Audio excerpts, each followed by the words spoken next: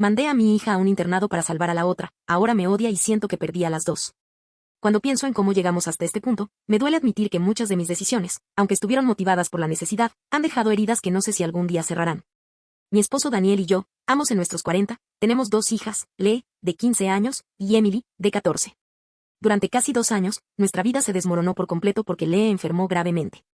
No daré detalles médicos, porque eso le pertenece a ella, pero sí puedo decir que fue una enfermedad que amenazó directamente su vida, y que convirtió el futuro en algo incierto, frágil, aterrador.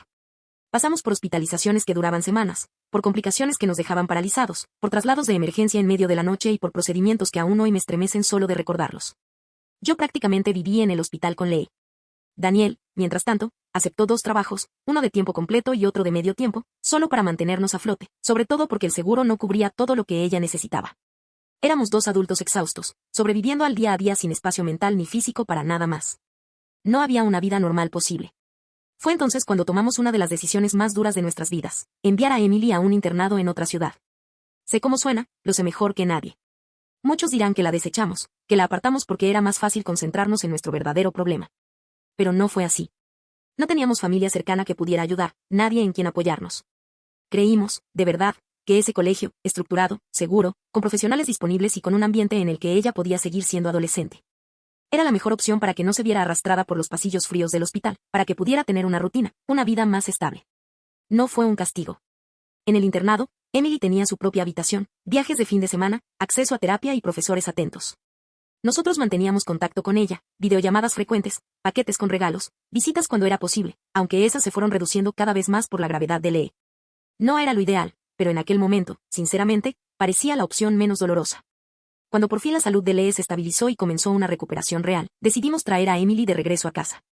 Fue la primavera pasada. Yo estaba convencida de que con tiempo y paciencia, todo volvería a sentirse normal. Pero me equivoqué. Desde el principio noté que Emily se mostraba educada, pero distante. Evitaba quedarse mucho tiempo en la misma habitación que su hermana, y conmigo siempre parecía medir cada palabra, cada gesto. En cambio, con Daniel era distinta, se pegaba a él, como si yo no existiera, como si todo lo que necesitara pasara por él y no por mí. Y aun cuando me dirigía la palabra, había esa tensión sutil, un tono áspero que no sabía cómo descifrar. Al inicio, traté de convencerme de que era parte del reajuste, había estado lejos, estaba de regreso, era normal que necesitara tiempo. Además, estaba en plena adolescencia, lo que complicaba aún más las cosas. Quizás se sentía abrumada. Pero no tardé en darme cuenta de que había algo más profundo, algo en su mirada y en sus actitudes que no era solo incomodidad. Poco a poco, empezó a mostrar actitudes que me parecieron crueles. Si Lee decía que le gustaba algo, Emily se burlaba. Si estábamos viendo una serie y Lee se unía, ella se levantaba y se iba sin decir nada. Si Lee hacía un chiste, Emily ponía los ojos en blanco. Una vez, Lee dejó un dibujo suyo en la nevera, un trabajo escolar del que estaba orgullosa. Emily se rió a carcajadas y soltó un comentario hiriente, como si fuera un garabato infantil hecho con los ojos vendados. La regañé, le pedí que se callara. Ella me respondió con frialdad, ¿así que ahora sí te importa lo que digo? Esa frase se me clavó. No contesté, pero me quedó retumbando durante días. La situación empeoró cuando invitaron a Lee a dar un discurso en la escuela, en una asamblea sobre resiliencia. Era algo enorme para ella, había trabajado mucho en esas palabras, y en su discurso incluso mencionó a Emily, agradeciéndole por su fortaleza mientras ella estaba enferma. Emily no apareció. Fingió un dolor de estómago y faltó a la escuela ese día. No pude evitar sentir que había sido un mensaje deliberado. Y yo seguía intentando incluirla, darle espacio, hacerla sentir parte, pero cada esfuerzo parecía chocar contra un muro. Con Lee presente, Emily simplemente se apagaba. No sonreía, no hablaba, a veces se levantaba de la mesa en pleno almuerzo y se encerraba en su habitación. Cuando lo hablé con Daniel, él insistió en que le diéramos tiempo, que Emily había pasado 2 años fuera y nos había extrañado de formas que nunca entenderíamos. Tal vez tenía razón, pero ¿qué pasaba conmigo? ¿Qué pasaba con Lee? ¿Acaso nuestras heridas no contaban?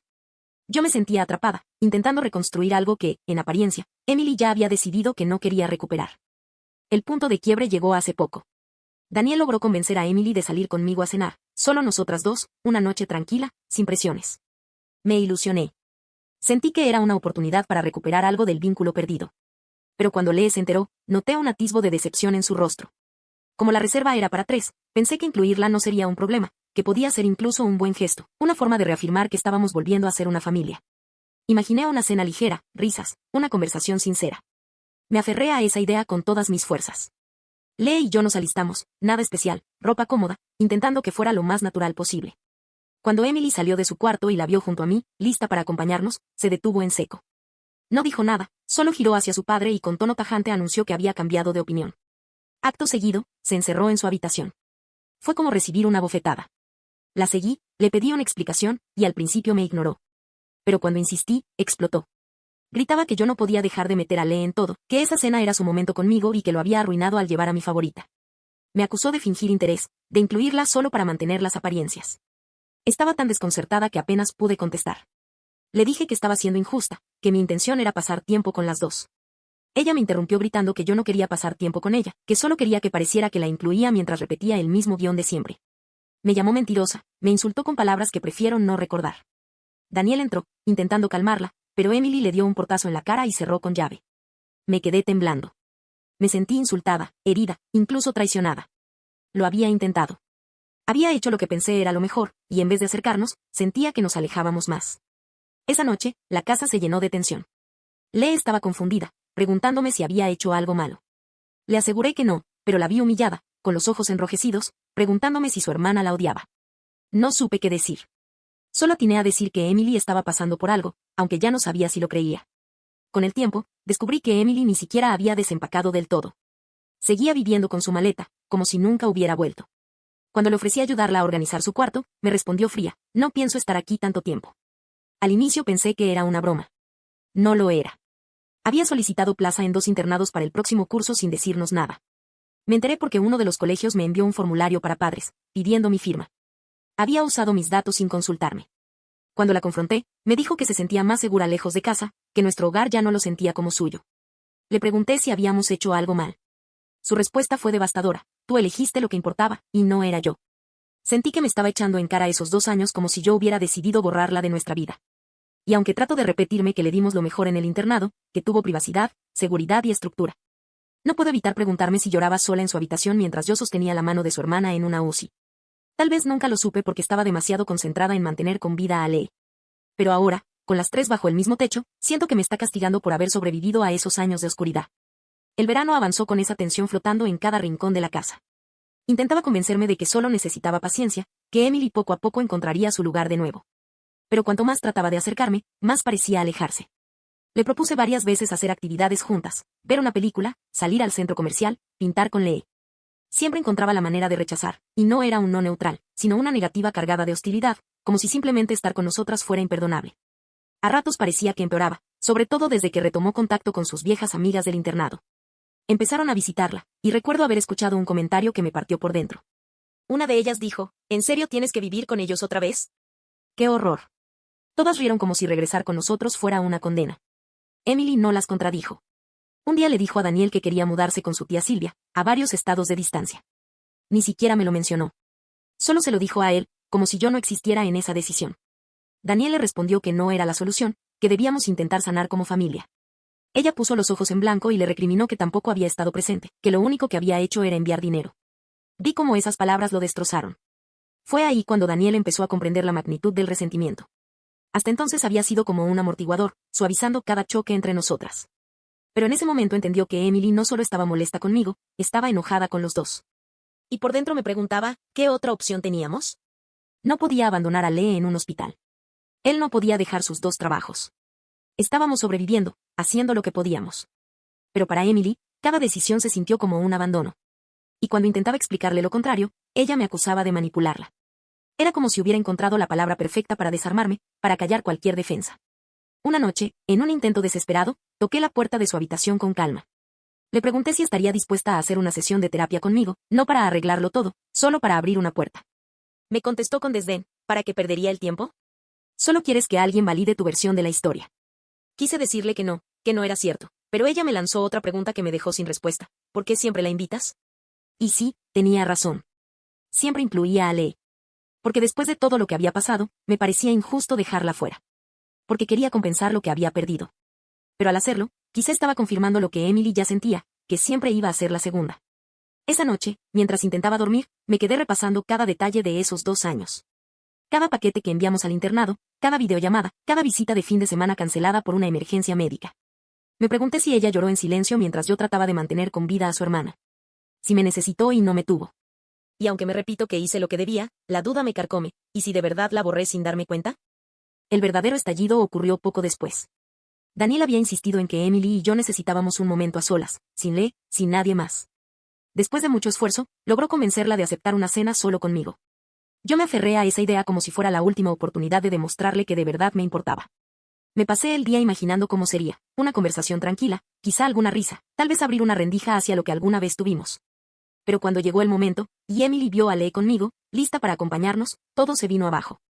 Emily gritó que yo no podía dejar de meterla en todo, que esa noche era suya y la había arruinado. Me acusó de seguir el mismo guión de siempre, de querer aparentar, de no poder soportar tenerla a solas sin mi favorita. Su furia era tan intensa que me dejó paralizada. Daniel trató de intervenir, pero ella se encerró en su cuarto dando un portazo. Yo me quedé allí, con el corazón encogido, sintiendo que todo se me escapaba de las manos. La tensión se extendió como una sombra por toda la casa. Lee estaba confundida, preguntándome si había hecho algo malo, si su hermana la odiaba. Le dije que no, pero noté la vergüenza en sus ojos, como si la culpa le perteneciera. A los pocos días, encontré la prueba de que Emily había estado solicitando ingresar a otros internados. Lo hizo a mis espaldas, usando mis datos. Cuando la confronté, su respuesta fue tan fría como un cuchillo: aquí ya no es mi hogar. Intenté contenerme, pero me quebré. Le pregunté si de verdad pensaba que la habíamos abandonado. Ella me respondió sin dudar: tú decidiste lo que importaba, y no era yo. Me quedé muda. Empecé a pensar en todo lo que había pasado, en cada visita que no se concretó, en cada noche en que quizá ella lloraba sola en un dormitorio desconocido mientras yo sujetaba la mano de Lee. Tal vez sí se sintió abandonada. Tal vez la protegí del dolor de ver a su hermana enferma, pero al mismo tiempo la condené a vivir otro tipo de soledad. Daniel me decía que debíamos darle tiempo, que estaba herida, pero yo me sentía atrapada en un callejón sin salida. No quería reconocerlo, pero cada intento mío por acercarme parecía empeorar las cosas. La gota que colmó el vaso fue cuando Lee y Emily discutieron a gritos en su habitación.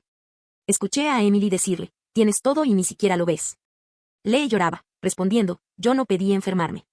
Emily gritó aún más fuerte: siempre fuiste la favorita, incluso cuando yo no estaba. Corrí a separarlas.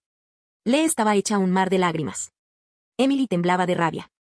Cuando la obligué a salir de la habitación, me lanzó la frase más cruel de todas: protégela como siempre, es lo único que sabes hacer. Ese día me di cuenta de que, por más que intentara justificar mis decisiones, Emily ya había construido una historia en la que yo siempre sería la villana. Y la pregunta me taladraba: ¿acaso realmente lo fui? Esa noche intenté, por última vez, hablar con Emily de manera calmada. Me senté frente a su puerta y le pregunté si al menos consideraría ir a terapia conmigo, aunque fuera una sola sesión, para abrir un espacio. Ella respondió con desprecio: ¿para qué perdería el tiempo? Solo quieres que alguien valide tu versión. Me quedé sin palabras. Luego añadió: ¿por qué siempre la invitas? ¿Por qué nunca puedes estar conmigo sin arrastrarla? No supe qué contestar. Porque era verdad. Siempre estaba Lee. La incluía porque había vivido 2 años preguntándose si sobreviviría un mes más, porque quería compensarle todo lo que había perdido. Pero en ese afán, quizá había confirmado el peor temor de Emily, que no podía existir sin ser eclipsada por su hermana. Las noches siguientes me atormenté recordando cada detalle, cada paquete que enviamos al internado, cada visita que no se dio, cada llamada fallida. Empecé a preguntarme si lloraba sola, si veía a otras niñas regresar a casa con sus familias mientras ella se quedaba en un dormitorio prestado. Y tal vez nunca me lo dijo porque sabía que yo estaba ocupada luchando por mantener viva a Lee. Al poco tiempo decidí que necesitábamos estructura, una rutina que nos obligara a estar juntas. Implementé las cenas familiares obligatorias, sin teléfonos, sin excusas. La primera noche, Emily bajó, comió en silencio y se levantó a mitad de la cena. La segunda noche, ni apareció. Cuando le dije que era un requisito vivir bajo nuestro techo, me miró con frialdad y dijo: no quiero vivir aquí. Eso me desgarró. Pero en lugar de detenerme, doblé la apuesta. Pensé que compartir espacio podría ayudarlas, así que trasladé a Lee a la habitación de Emily, convencida de que así tendrían que hablar, que eso fortalecería el vínculo. Cuando Emily llegó y vio sus cosas ordenadas junto a las de su hermana, explotó. Gritó que yo invadía su privacidad, que estaba metiendo a Lee en cada rincón de su vida. Yo traté de explicarle que no era para quitarle nada, sino para reconstruir. Ella no lo vio así. Como último intento, incluso llegué a leerle en voz alta algunos comentarios de internet, aquellos que hablaban de lo complicado de nuestra situación, que reconocían que ambas hijas tenían motivos válidos para sufrir. Pensé que, si escuchaba que otros comprendían la complejidad, se abriría. Ella solo me dijo: elegiste los que te hacen sentir mejor. Unos días después, la pelea entre ellas volvió a estallar.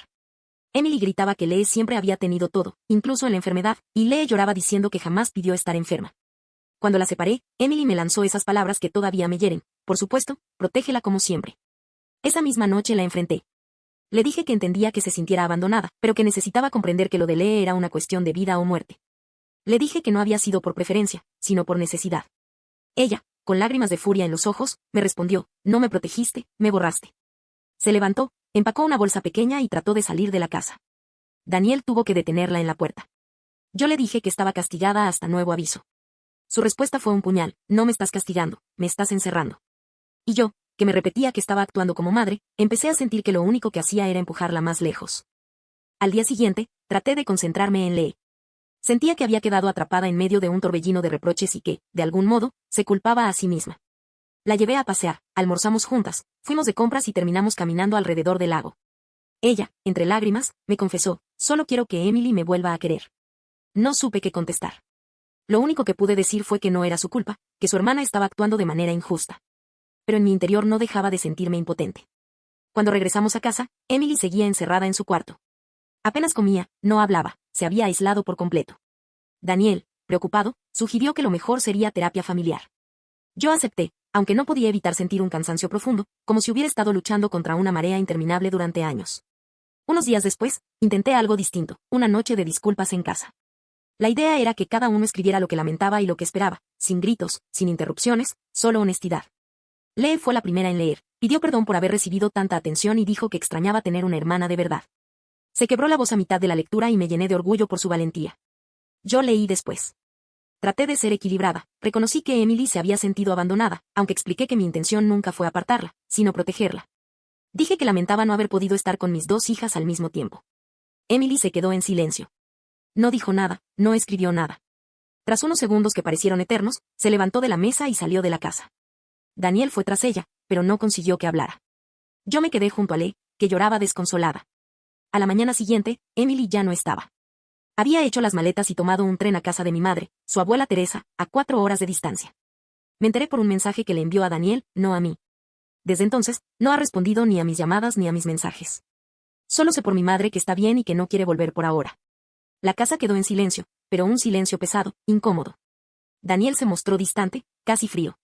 Salía temprano, volvía tarde y apenas hablaba, salvo para asuntos prácticos. Lee también cambió, seguía presente, educada, pero mucho más callada, evitaba el contacto visual conmigo, como si temiera decir algo que detonara otra pelea. Un día le pregunté si estaba enojada conmigo. Me dijo que no, pero enseguida añadió: simplemente no quiero pelear más. Y entonces, con la voz baja, me lanzó la frase que me destrozó: ¿alguna vez Emily se sintió parte del equipo? Esa pregunta me persigue hasta hoy.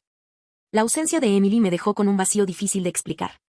No era solo su cuarto desordenado o el silencio en la mesa, era la certeza de que había decidido huir de mí, de nosotros, como si ya no hubiera nada que rescatar. En un momento de desesperación, me puse en contacto con una agencia de acogida con la que habíamos colaborado durante la recuperación de Lee. No buscaba reemplazar a Emily, o al menos eso me repetía, sino devolver algo de equilibrio a la casa, darle a Lee una nueva compañía, una nueva conexión que la distrajera del dolor de perder a su hermana. Quizás, en el fondo, también esperaba que Emily viera que la vida seguía y quisiera volver. No esperaba que fuera tan rápido. Apenas hice la consulta, la posibilidad se volvió real. Daniel lo descubrió y estalló. Me gritó que estaba manipulando emocionalmente a nuestra hija, que estaba intentando llenar el vacío de Emily con otra adolescente, como si el amor pudiera intercambiarse. Tuvimos la peor discusión de nuestra vida. Me acusó de convertir nuestra casa en un escenario, de usar cada decisión como un intento desesperado de mostrar que yo tenía el control. Eso fue lo que lo rompió todo desde el principio, me dijo. Sus palabras me atravesaron. Desde ese día, se volvió aún más distante, se va temprano, regresa tarde, apenas me mira a los ojos. Lee, mientras tanto, parece observarlo todo en silencio, como si midiera cada uno de mis gestos. Viene a cenar, habla lo justo, pero su mirada refleja algo que me aterra, desconfianza. Como si esperara que en cualquier momento volviera a fallar. Intenté preguntarle directamente si estaba molesta conmigo. Me dijo que no, pero enseguida bajó la voz y añadió: solo, no quiero pelear más. Y entonces, días después, me dijo lo que más me dolió: siempre hablas de equipo, pero ¿alguna vez Emily se sintió parte de él? Me quedé muda. Sentí que todo lo que había construido, todo lo que había sacrificado, se derrumbaba delante de mí. Ahora paso las noches sentada en el garaje, llorando en silencio, preguntándome cómo algo que hice convencida de que era lo correcto pudo destruir tanto. Creí que sobrevivir al infierno de la enfermedad de Lee nos uniría como familia. En cambio, parece que lo que quedó es solo un puñado de ruinas y resentimientos.